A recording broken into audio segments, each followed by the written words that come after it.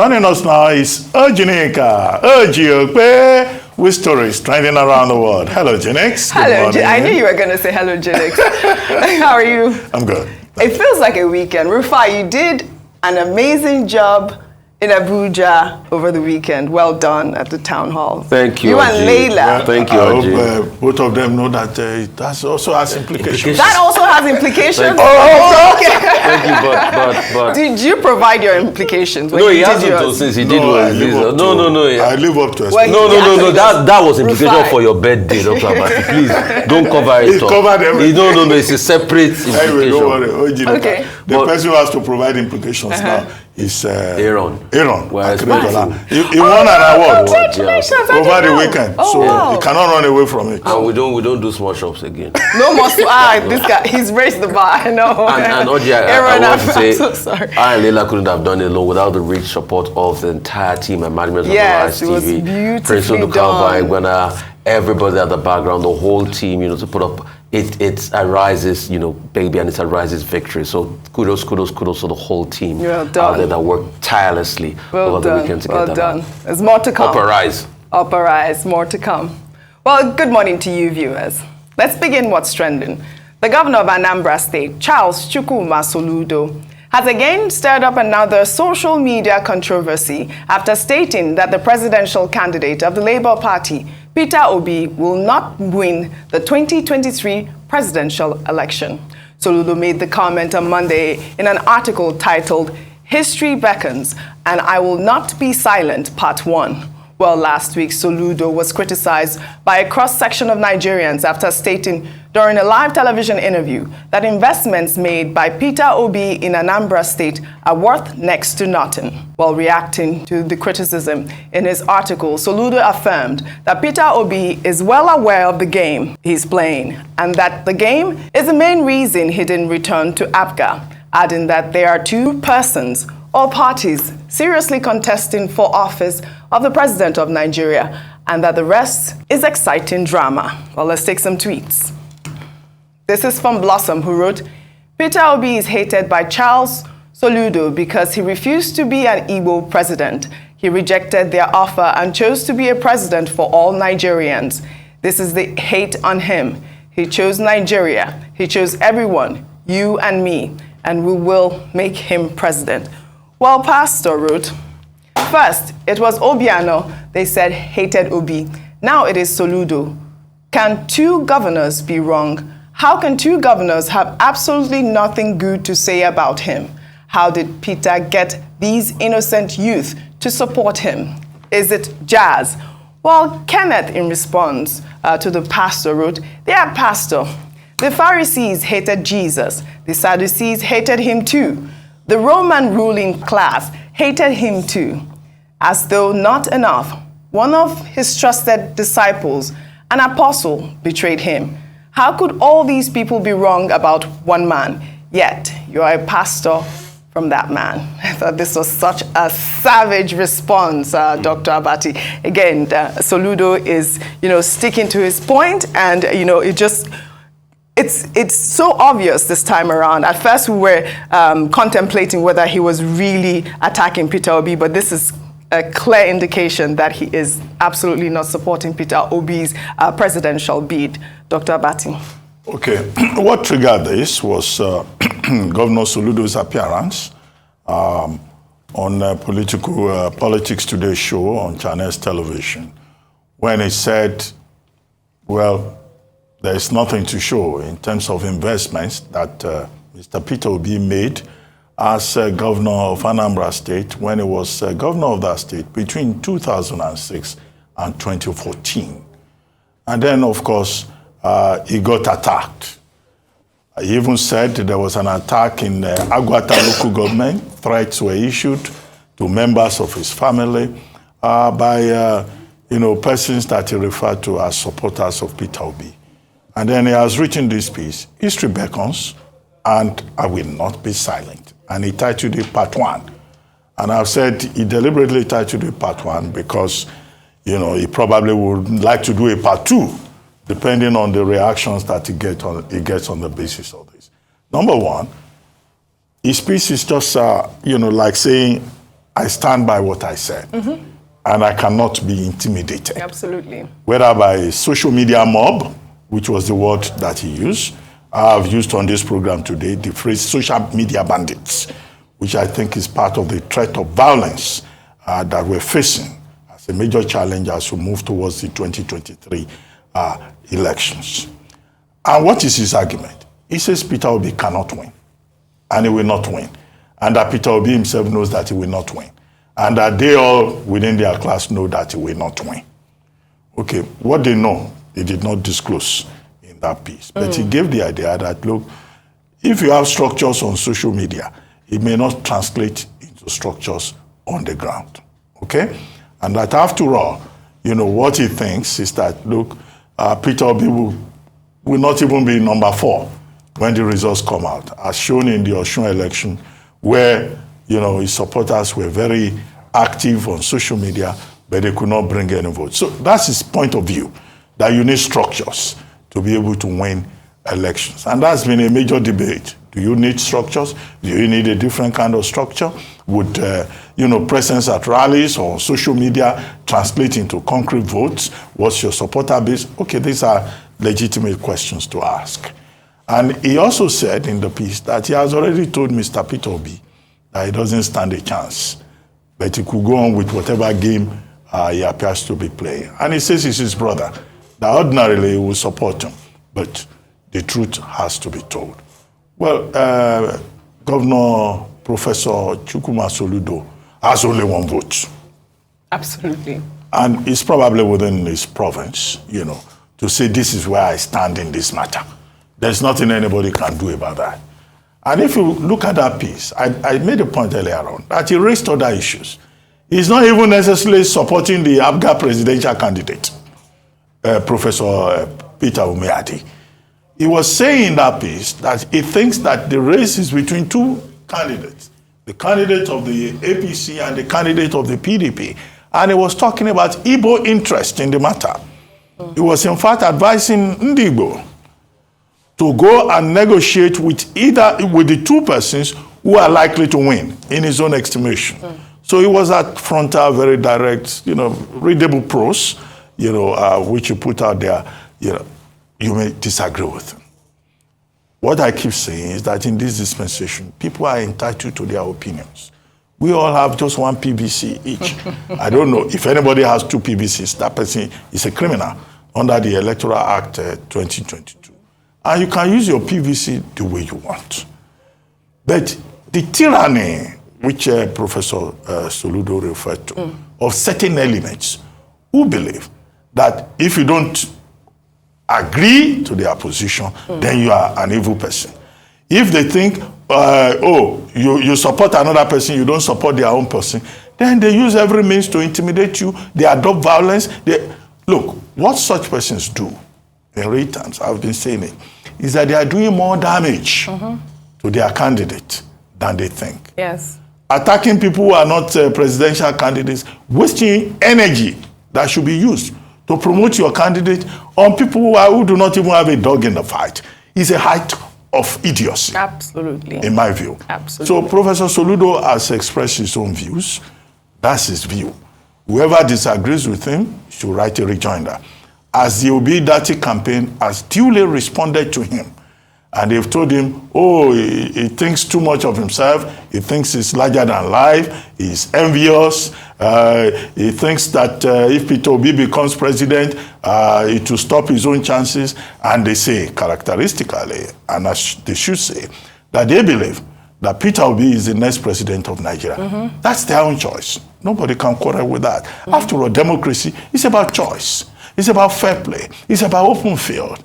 But for some people to arrogate to themselves the monopoly of wisdom about electoral choices, you know, that in itself is a major problem we face at this moment. Yes, absolutely. Rufai, a lot of people are asking of whose interest is this article? Was it really necessary that he... I was taken... Governor Soludo has a right to his choice, but I was taken aback by the article. What was the bone of contention in the first place? That's the question. He said some projects were worthless. I would have thought, with all of the hula baloo, will have rejoined by saying, these are the projects that Peter Obi did that was worthless. And give us facts. You know, me, I don't like sentiments. I like to stick to the facts. But he didn't do that. And, It's an open challenge. Governor Professor Soludo, give us the facts on ground that the project you say that this man has done in the States while he was governor, that was the investments that were worthless. But I thought the article I read over 15 times, I should say, was a direct attack on Peter Obi, and it was needless. Professor Soludo is not running for president. How would you call the presidential ambition of somebody fleeting frenzy? You know what a fleeting frenzy is? It's a direct attack. A wild behavior that is passing by. A man has a right to his presidency. He has a right to his ambition.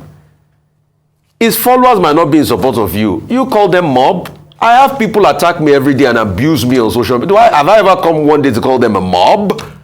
Some even go to the point of physical threats. You don't call them a... They have a right to their opinions. All right? So when people have a right to their opinions, you know that it's not true about you, then you move on and face the matter. What was the bone of contention? The bone of contention was that the investments are worth nothing. And if you have a rejoinder to that, show us the investment that are worth nothing. Those are the facts on ground. Going up to the extent of saying, okay, I told him to come to APGA, and then all of that is sentiment as far as I'm concerned.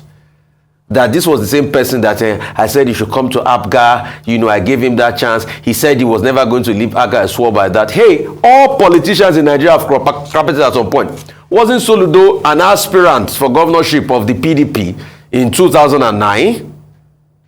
But he took left from the PDP to APGA. So if you want to paint everybody with that brush, all of you have gone through that way. So it was just an attack on him, and like he said, it's part one. Part two, reactions will be drawn, and they will go on and on. But for me, I just think Governor Soludo should focus on the problems in Anambra State. These people wanted the solution. That's why they overwhelmingly voted for him. He has started some good works. Like I said the other time, I take out time to watch Anambra Broadcasting Service. Road construction, other things. I think he should focus on doing that. And the people that voted for him will want to hear more of the work he's doing for them, rather than this back and forth with another presidential candidates. I think that's, and that's why I don't like sentiments. I like the facts. The fact on the ground is that the people that voted for him need his attention more on the states. Not all this, back and forth and op-eds and things like that. Everybody, you see one thing I've learned in life, Oji, everybody has a right to be ridiculous to the things you hold dear. But it is not for you. It is not for you to constantly, say, oh, it is terrible because you don't respect my ideas, then go to hell. No. You hear people out, even if it's not in tandem with your own, then you keep it moving.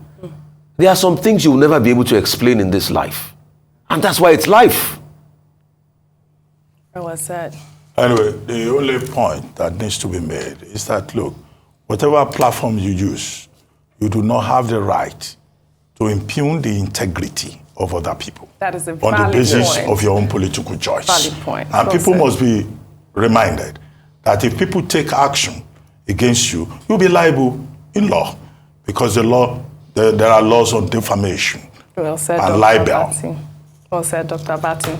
Well, in another development, child rights activist Wale Ojo-Lanre has slammed a 50 million naira lawsuit on Peter Obi for allegedly involving a toddler in his political rally in Lagos. The activist had, on October 27th, filed the motion before a family court in Lagos and joined the mother of the underage child, the federal government, and the Attorney General of the Federation.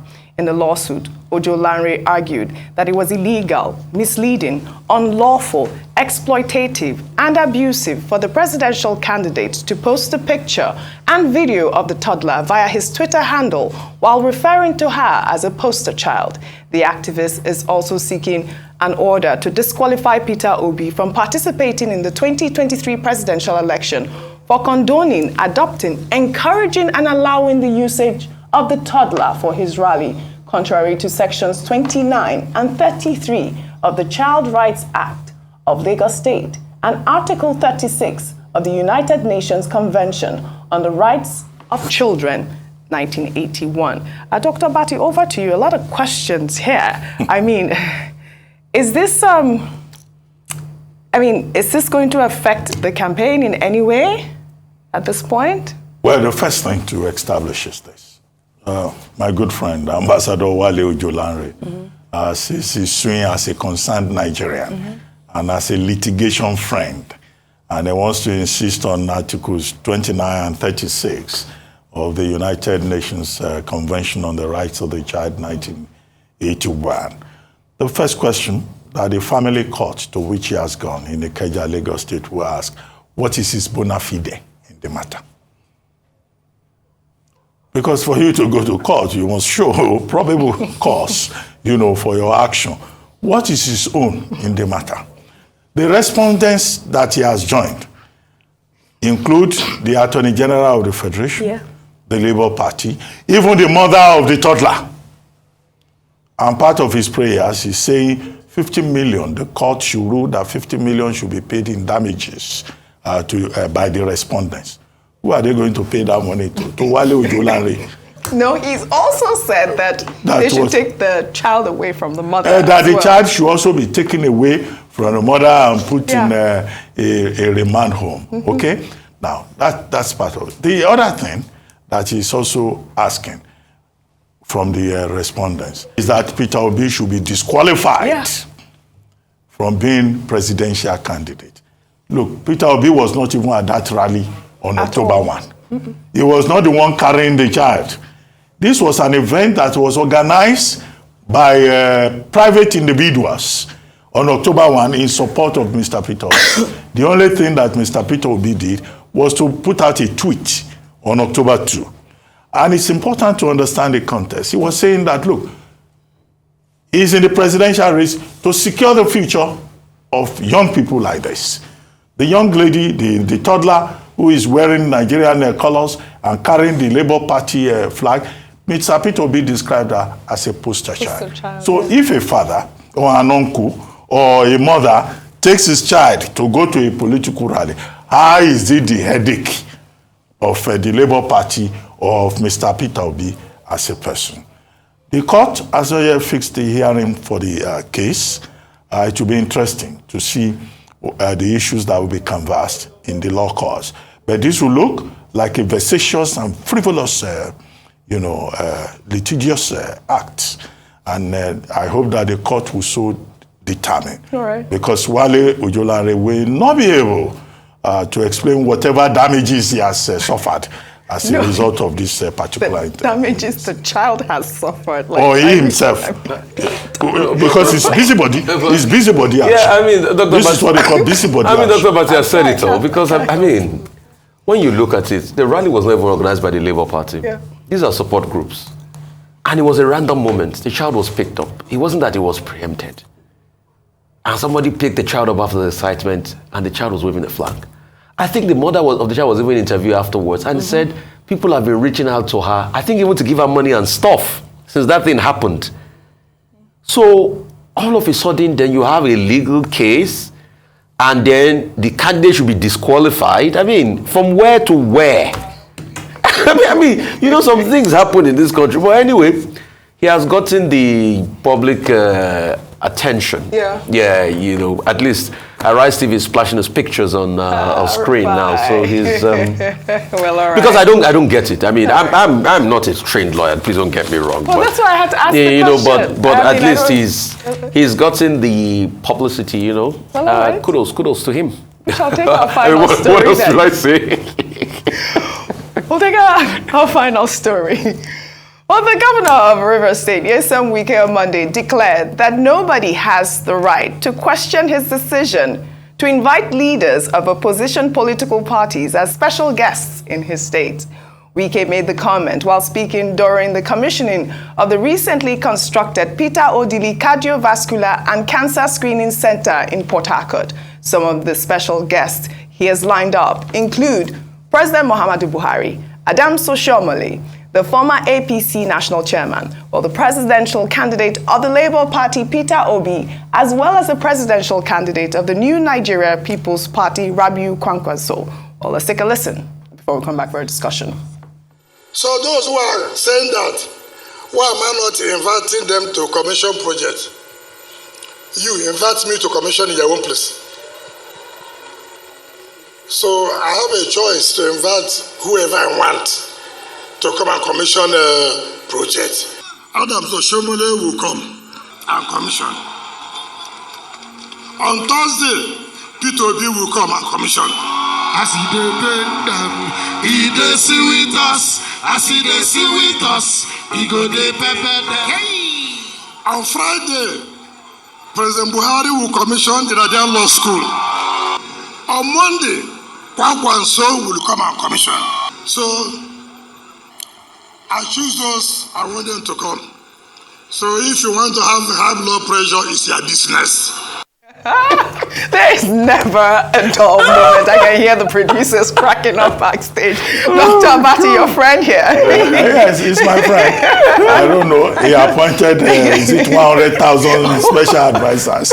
I look for my name on the list. I mean, what happened now to he's you? commissioning this, commissioning that, and inviting people. I hope he will add me onto the list of people to come and commission. It's coming. And I'll be glad to come there and commission some. But, I mean, it's not the first time he's invited people of the Oh yes, I mean, he can invite I love anybody he it. wants to invite. So I mean, I don't see, but the way he does the pepper them is, Yeah. and the background song, as he dey sweet us, he go dey dey pain pain them, them. as he dey pain them, he go dey Yes, sweet. that And is the way his he song. sing it. In fact, that song, I was listening to the radio in Abuja, and I heard a song like that on the radio, and I'm like, I hear Timaya has done a song like that. Fantastic. Timaya must pay Governor Wike royalties for that. In fact, absolutely. I'm I standing agree for with that. For the copyright. Yeah, for the copyright. Yes. Because if that song becomes a hit, it's Governor Wike's, I love that Pepper Them song. It's not my new Pepper Them song. Yes, well, both of you, thank you as always for your analysis on the show today. Thank you, Janika. Well, We're that's looking all. forward to Thursday, right? Yes, yes, Thursday. And the ceremonies will begin. Yes. Well, that's all I have for you on What's Trending today. I'll see you all tomorrow.